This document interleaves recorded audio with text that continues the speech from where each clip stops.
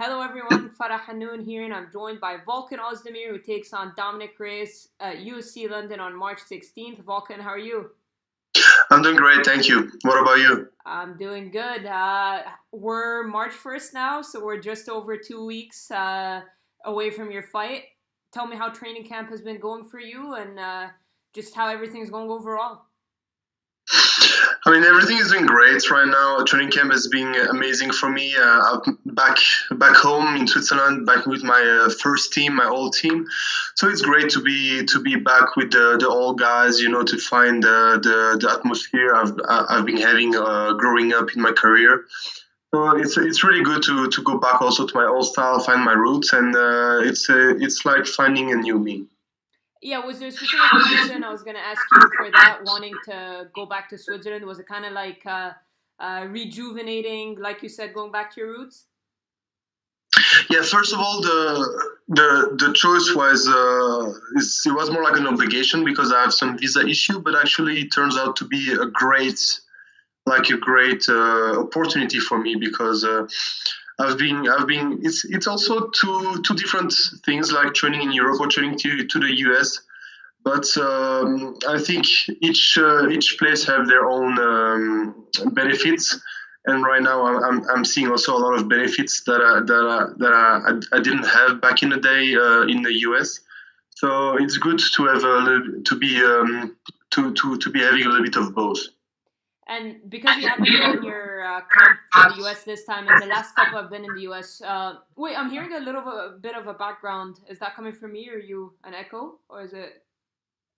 I don't know. I think maybe it's a bad connection, maybe or something like this. Hold on. Oh, it seems good. All right. My bad. I was gonna say. So you usually your last couple have been your training camps have been in the U.S. What since this one has been all at home? Have you made any adjustments? Has there anything you had to do differently, or did you kind of go to what you used to do back in the day? I did actually a lot of things like I was doing back in the day, but I also brought some sparring partner from the States and some other place because obviously you need opposition, you need good people around you also pushing you, but definitely you need opposition whenever you spar. So that's one thing I was able to do, bring people.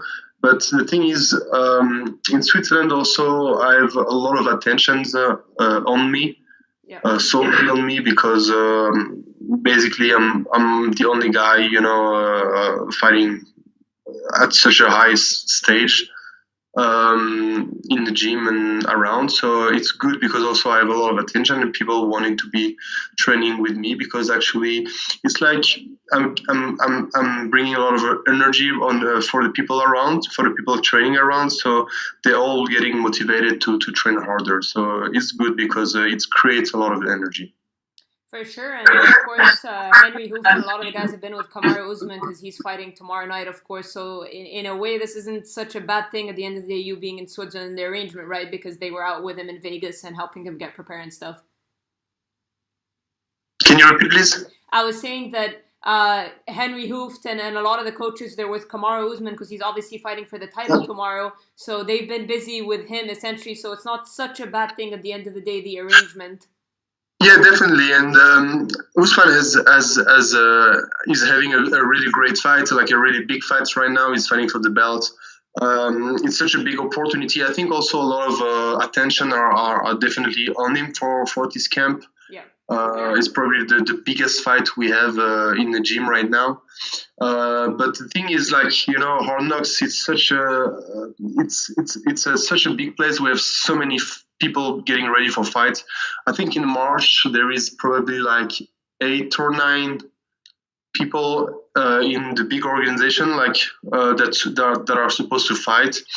Danny Roberts is fighting on the same card as me in London, so that makes somebody else. And we have also 2 people in ONE FC, 2 other people in Bellator, and it's a big month for the gym the Hard Knocks gym.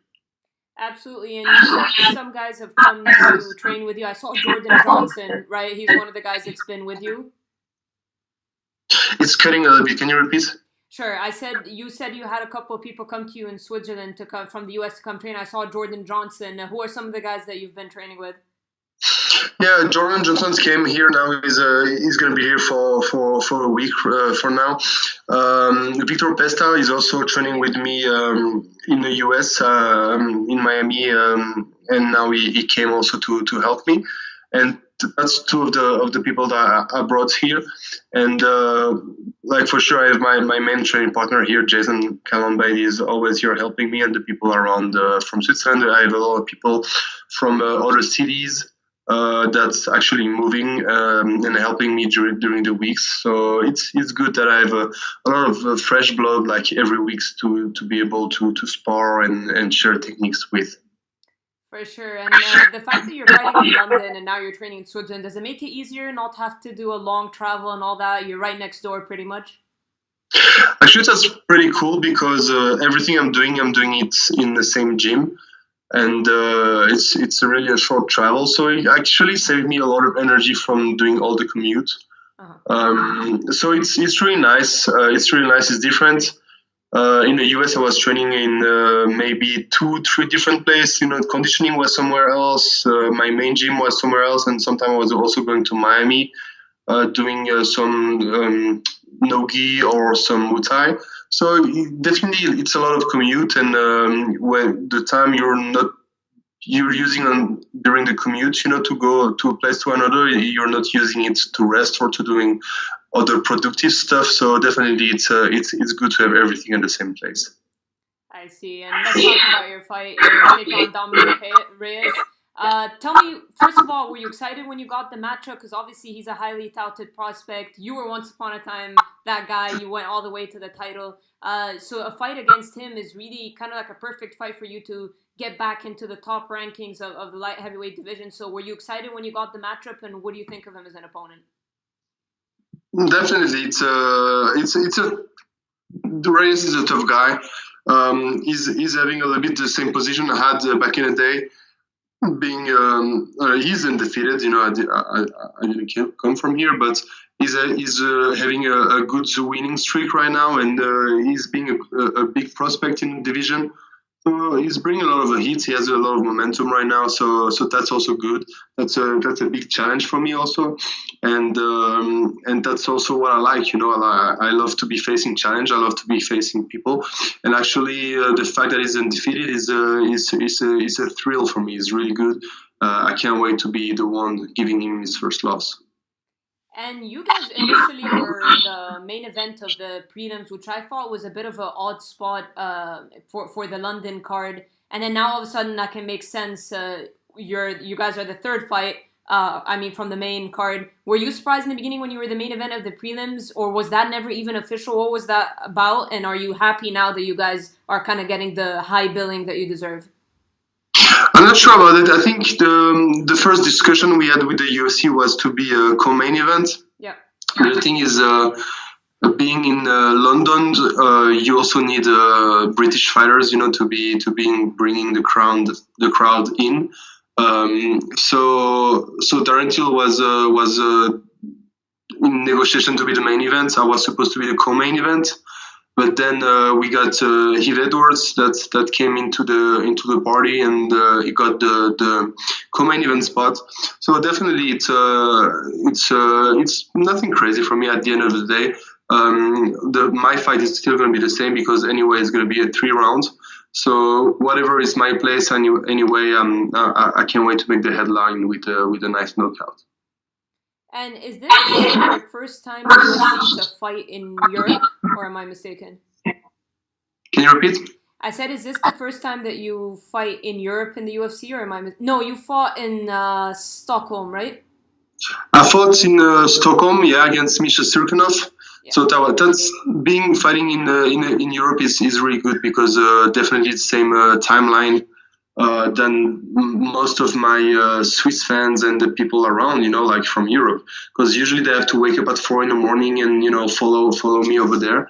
And now it's perfect because there'll be most of the people will be able to travel or also see the fights at decent hours.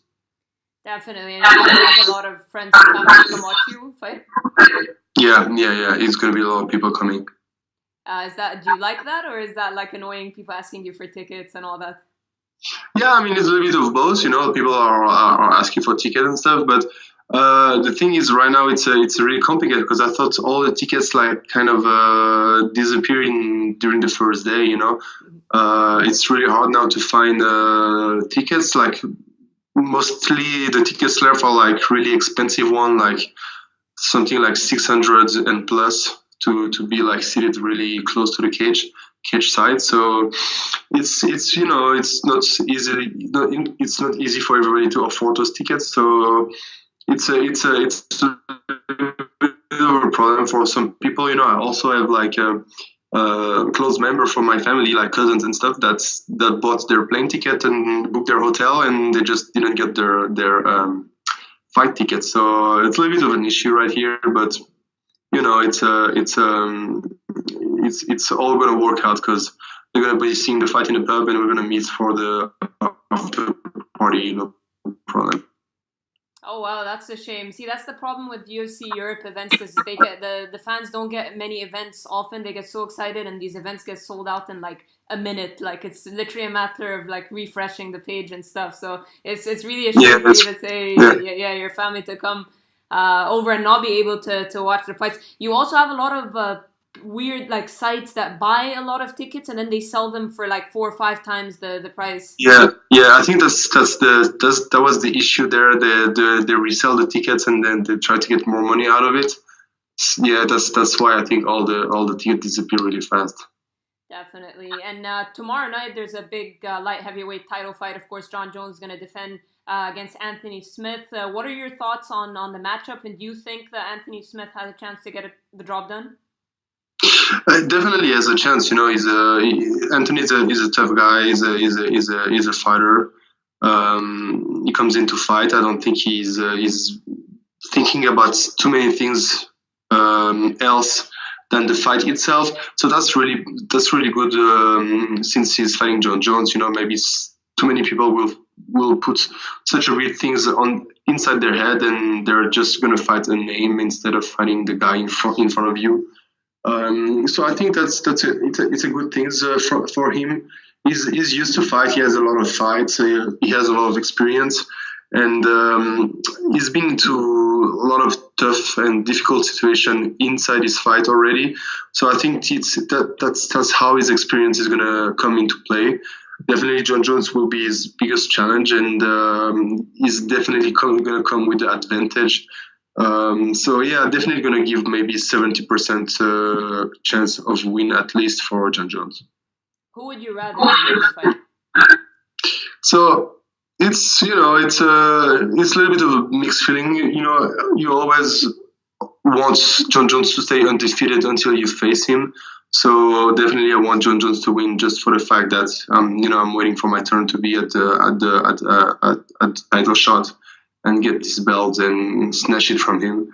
But also Anthony Smith, if he wins, will be really good for me because give me credit also for my last fight and definitely give me a chance to get my revenge for the belt. And what did you learn from that last fight? Because obviously you were doing really well in that fight.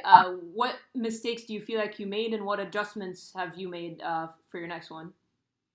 It's I cannot say it's mistakes. It's part of the fight. You did something really well. I guess I lost my focus for a little bit, and I thought the fight was going well for me, and then I lost my focus. And then he got a takedown, turned the wrong side, turned the wrong way, and I wasn't able to defend correctly the chokes. Definitely, it's something I've been working a lot right now, developing my ground game, my defense, my attack, and everything. It's constant involvement. The sport is in constant development also, and that's why you still have to update yourself all the time. And actually, you always change more, or learn more in losses than in wins. Because whenever you wins, you do a little change. You adapt something quickly. But since you're winning, you don't. Even if you need to do stuff, and you see sometimes during training you need to do something, you don't really pay too much attention because whatever you've been doing works. So it's really in the losses that you really do the change, or you feel the urgency in, for changing the holes you're having. And right now I'm putting my full focus on those holes, and I'm developing a lot. I see. And a couple more before I let you go. I appreciate the time. Where do you feel like a win over Dominick Reyes will put you in this division?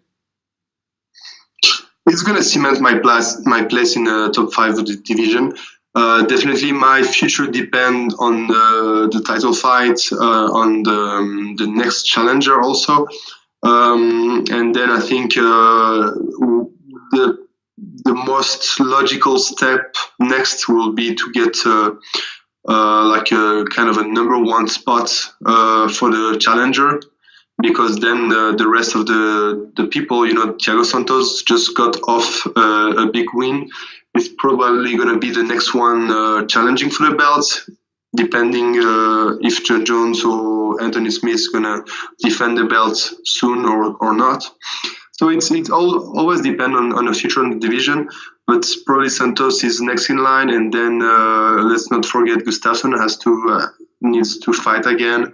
Who else is there? We have another few people in the top 5. We have also a few good prospects, like Johnny Walker is fighting tomorrow against Misha Sirkunov. He's going to be also a good prospect, somebody like that's going to come into the top 10. And then it all depends about what next. But I think it's definitely going to be a spot for the number 1 challenger.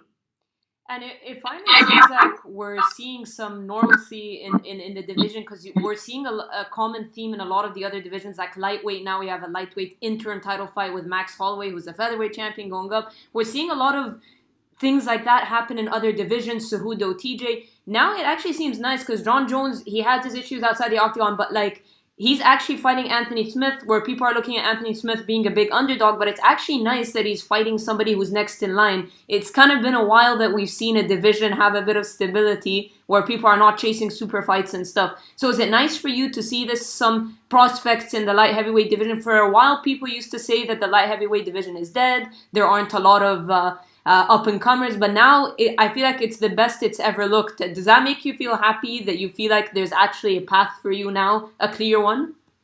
Definitely, because Jon Jones doesn't seem like he's want to move anywhere else, maybe unless there's big fights, maybe big money fights, maybe Cormier number 3 in a heavyweight, or whoever fights make it interesting for him money-wise.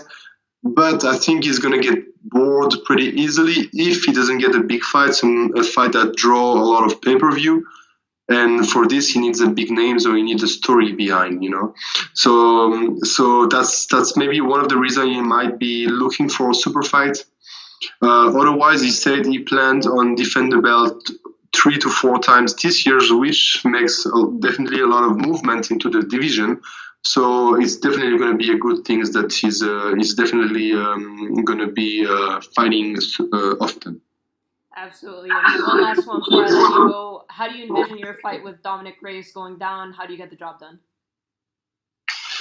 This fight is not going to be different. I'm always going forward during my fight. I'm putting the pressure in. I'm going to go out there and being victorious by knockout in the first round. No time. You're going to live up to no time. Always. All right, Volkan. I really appreciate the time. You guys can catch Volkan Oezdemir when he takes on Dominick Reyes at UFC London, March 16th. Thank you so much for your time. Bonne chance. And looking forward to seeing you fight. Merci, Farah. Thank you.